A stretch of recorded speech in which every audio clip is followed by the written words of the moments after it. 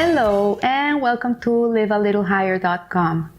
This week we begin the fourth book of the Torah, Bamidbar, or also known as Numbers, in preparation to the holiday of Shavuot. It's not coincidence that it's read the Shabbat before Shavuot, because Shavuot is the holiday in which we receive the Torah in Mount Sinai, and the parasha of Bamidbar is really in preparation to the receiving of the Torah. And it's as if when a groom is going to get married, the Shabbat before his wedding, he is called to the Torah.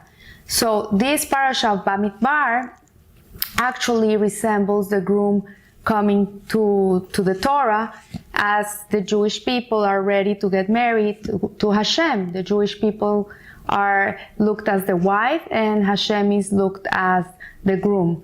So Bamidbar really means in the desert, and some of Hasidic thought explains to us why this book is called, this parasha is called Bamidbar, which is really to understand why the Torah was given to us in the desert. And the desert is a desolate land. It's a place where nobody lives. It's inhabitable.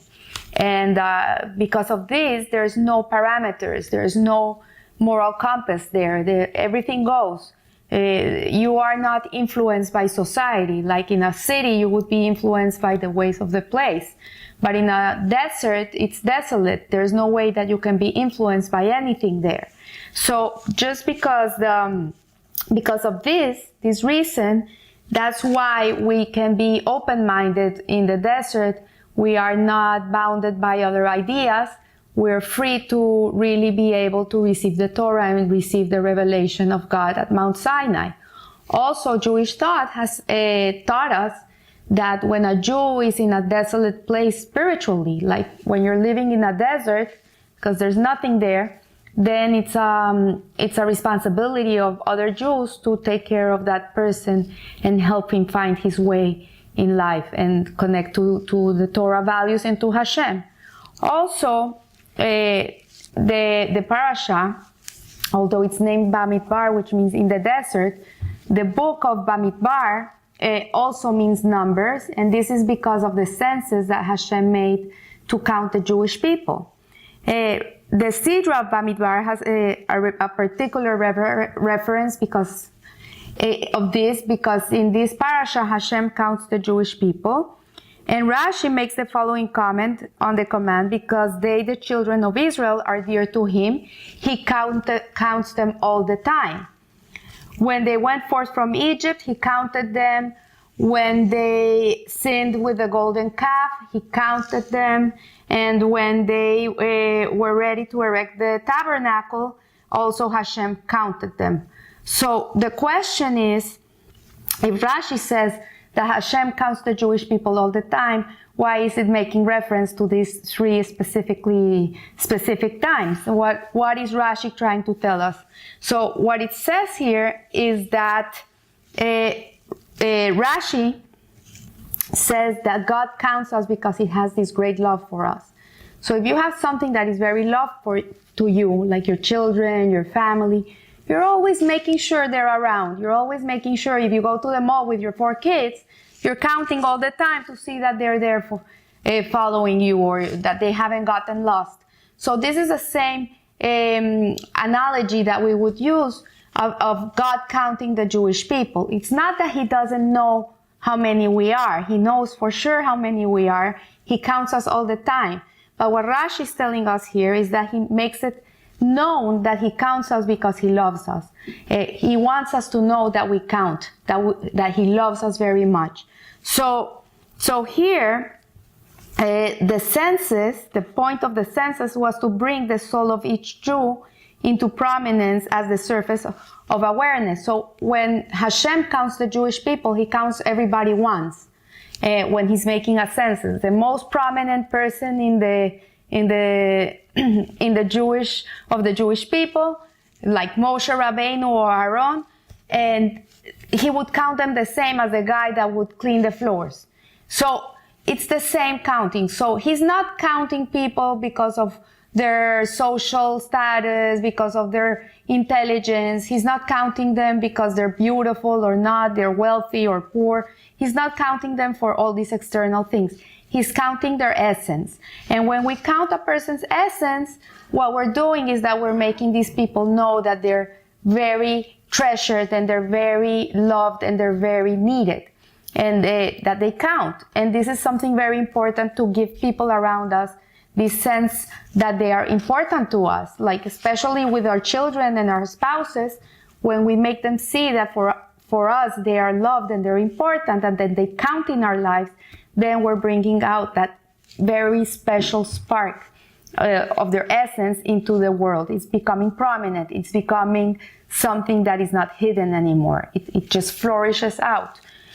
So here it says that when in times of religious persecution, a Jew is coerced into idolatry, and similarly with the transgressions which result from the coercions of one's evil inclination, there is a line of thought open to him, and he might think, okay, you know what, I'll make this sin and eventually Hashem will forgive me. I can do teshuvah and eventually I'm gonna be forgiven.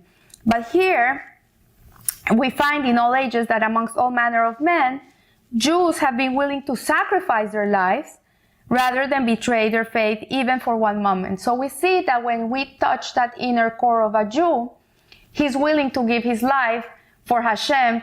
It doesn't matter if he's religious or he's not religious. We've seen it through the Inquisition, in the Holocaust. We hear stories of Jews marching into the death camps, singing Shema Israel, and willing to give their lives for Hashem. So because the relation between God and the Jewish soul is beyond time. And this is the meaning of He counts them all the time. The love which expresses itself is counting in deeper than the vicissitudes of time and calculation. So for Hashem, there's no time. He's not bounded by time and space. The time and space is a creation of this world, of the world of Asiya, where we live. So in Hashem's realm, there is nothing that bounds Him. So He's counting us all the time. But there's no time there, if I can get myself through. So here, what it's saying is that now we can understand the difference between the three countings of Rashi that Rashi mentions. One was the counting when the Jewish people were coming out of Egypt. The second one was when they sinned with the golden calf. And the third one was when they were ready to erect the tabernacle. So here we see that this is a three-process stage into the connection with Hashem. So the first counting, the first census, was when the Jewish people came out of Egypt.